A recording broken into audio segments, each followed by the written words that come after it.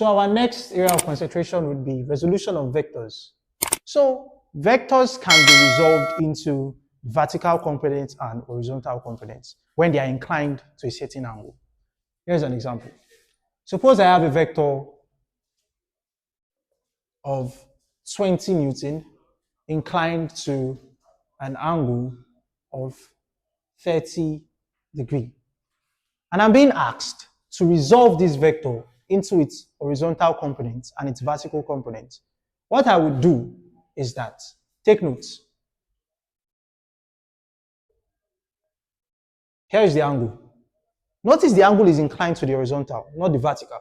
That is very important. It's a crucial aspect in this case. So this is the vector. Let's call it V.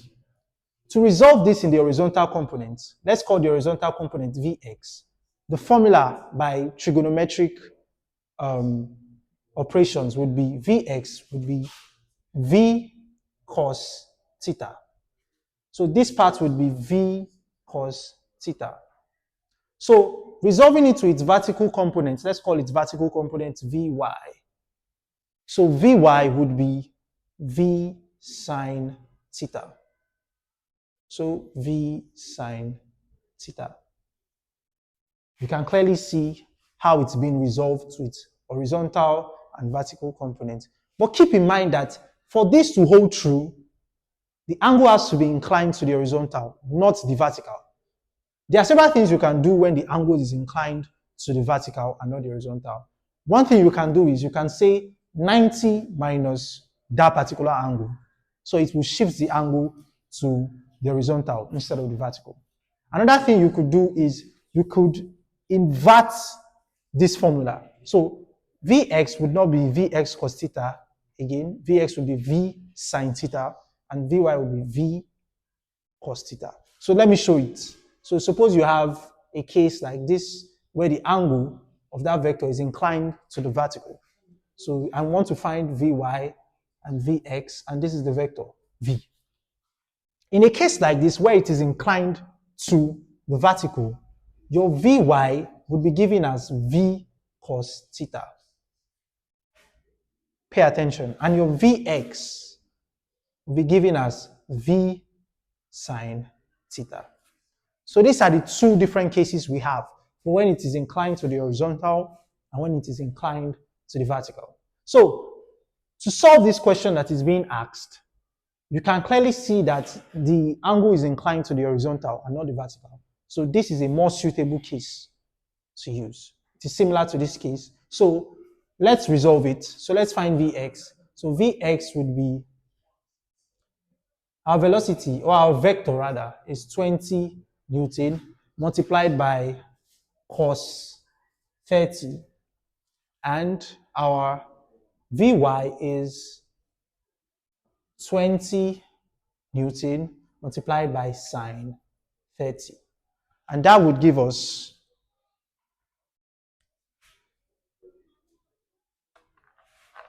20 cos 30 gives us approximately 17.32 Newton, since we are calculating force. It's a vector, and this would give, sine 30 is 10, so it will give us 10 Newton. That means now to write it geographically, I say geographically, graphically, it would be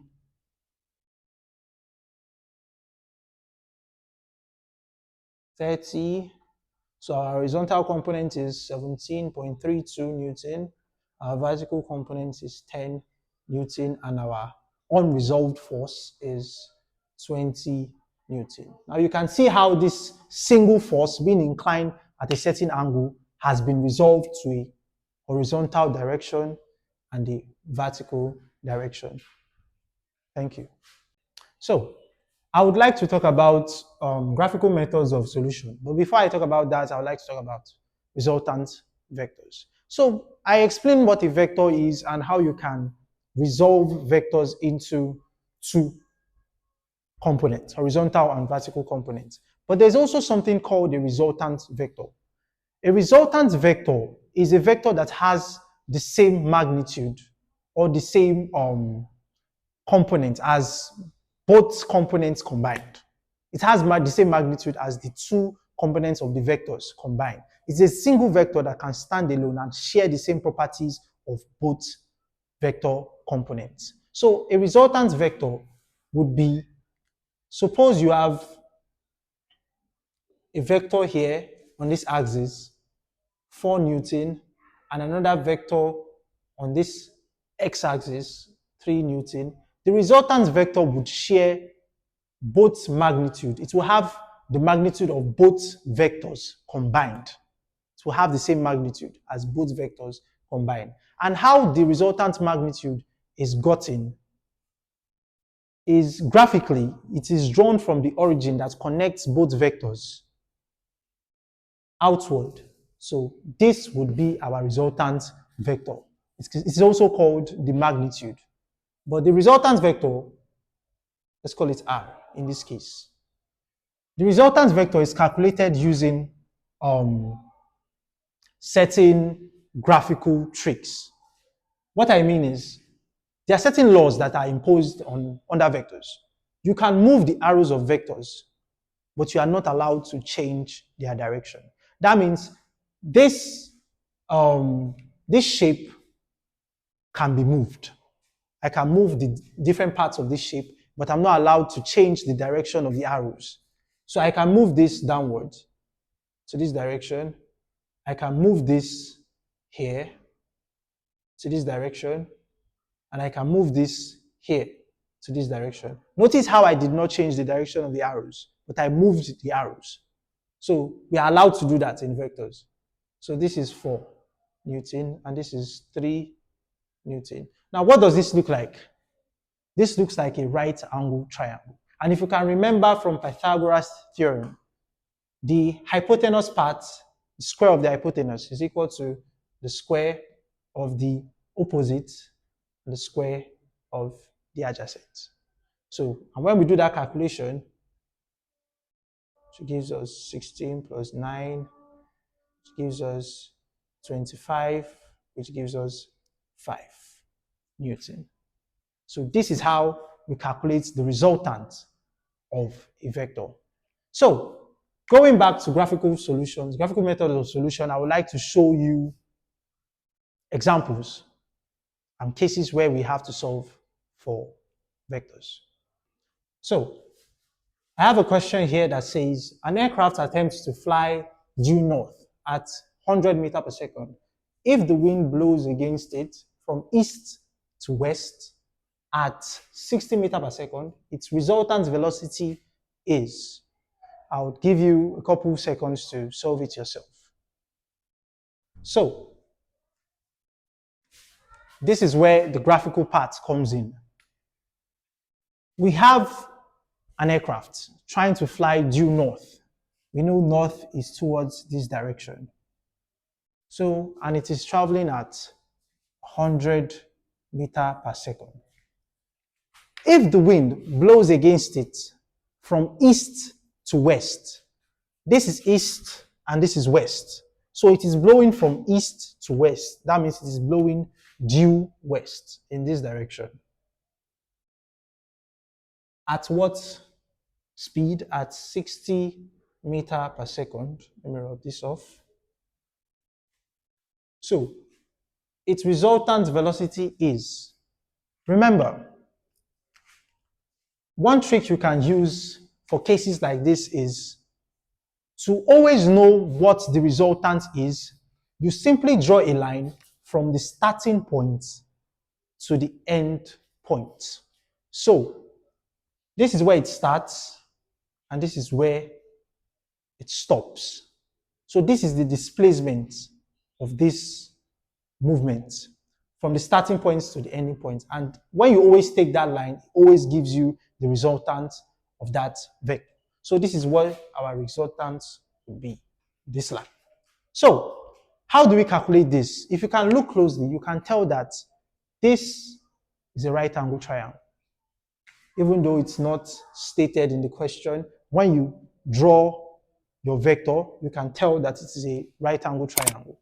So since it's a right angle triangle, we can say, or we can use Pythagoras' theorem, which is r squared is equal to 60 squared plus 10. Is it 10? It's 100. 100 squared. So r is square root of 60 squared plus 100 squared. So r gives us, punch it in the calculator, 60 squared plus 100 squared. That gives us 116.62 approximately meter per second. So this is the speed of the resultant vector. But we can also calculate the direction of that vector. The direction would be this angle. Now, how do we do that? If you remember from trigonometric identities and your basic trigonometry, you can remember that tan theta is what? Opposite over adjacent. So this is your opposite, where the angle faces. So that is 60 over your adjacent, which is what? 100. So that means theta would give the inverse of tan, between your bracket, 60 over 100. So your theta would be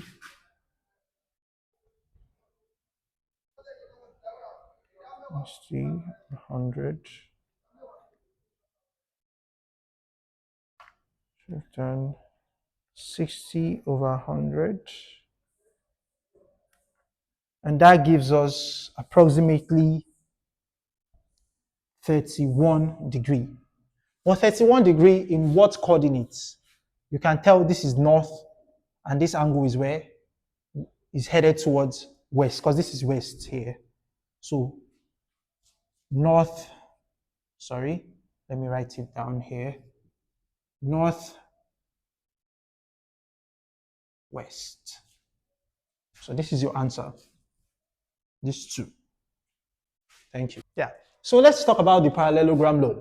So the parallelogram law is used to make certain calculations in vectors when you don't have the angle at 90 degree, because it's not always at 90 degree where you can always use Pythagoras theorem. So in cases like that, we use the cosine rule and the sine rule. So this is parallelogram law.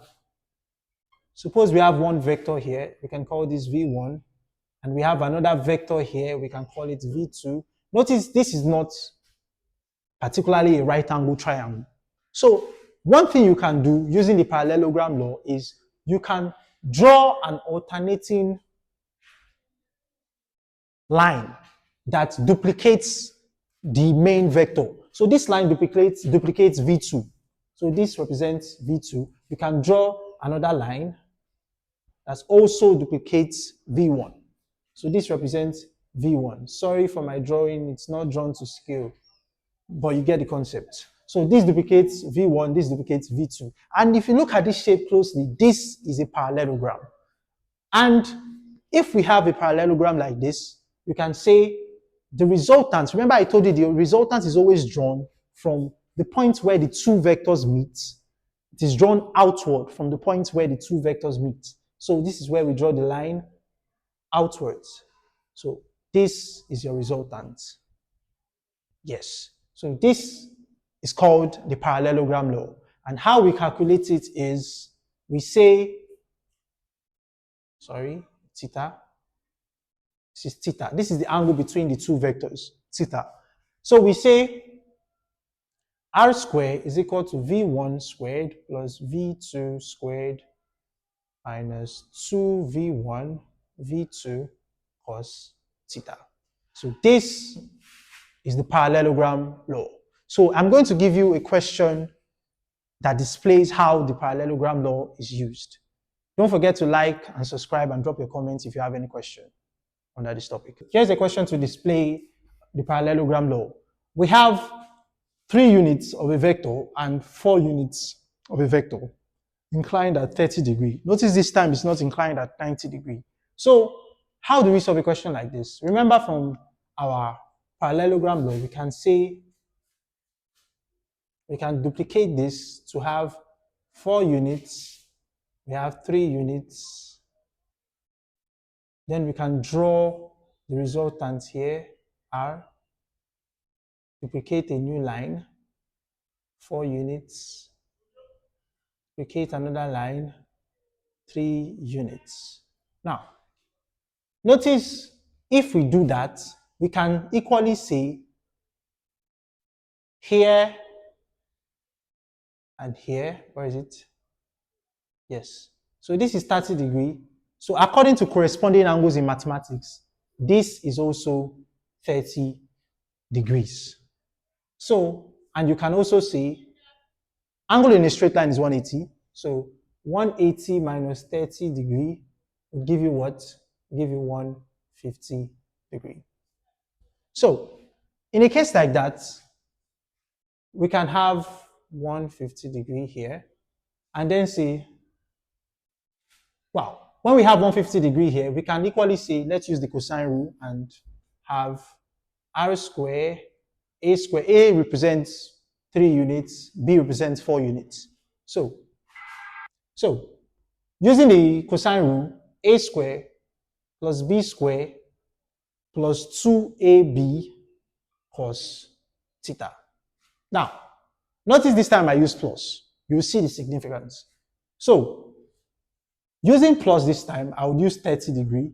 So, r square, I said a is 3 square plus b, 4 square plus 2 times 3 times 4 cos 30. Let's see what that value gives us.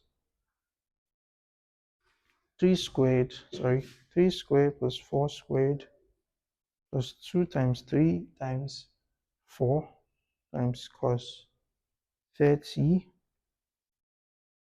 Okay. Square root of the answer is 6.77 approximately. What's the units? Just units. So I want to try something else using the 150 degree. 3 squared plus 4 squared plus 2 times 3, 2 times 3 times 4 times plus 150. Square root of the answer. Yes, okay. Now, this is where people often get confused. So notice I used plus in my formula and I used 30 degree here. Now, the significance of using this 30 degree is, what type of angle is 30 degree? Is it an acute angle or an obtuse angle? It's an acute angle. So that means it's lesser than 90 degree. So cases like that, you can see I used plus because it's an acute angle. So, but for an obtuse angle like 150 degree, which is greater than 90 degree, if that is the angle you choose to use, you can use this formula to also give you the same thing. A squared plus b squared minus 2ab cos 180, 180 minus theta, where theta is assumed to be 30 degree. So we would have r squared, a squared plus b squared minus 2ab cos 180 minus theta is, we got, theta is 30 degree, we got 150 degree. So what's our a? 3 plus 4 squared minus 2 times 3 times 4 cos 150 degree. If you punch that in your calculator, you would get 6.77 units, which proves that the parallelogram law is in fact true. So this is how you solve questions like this. Thank you.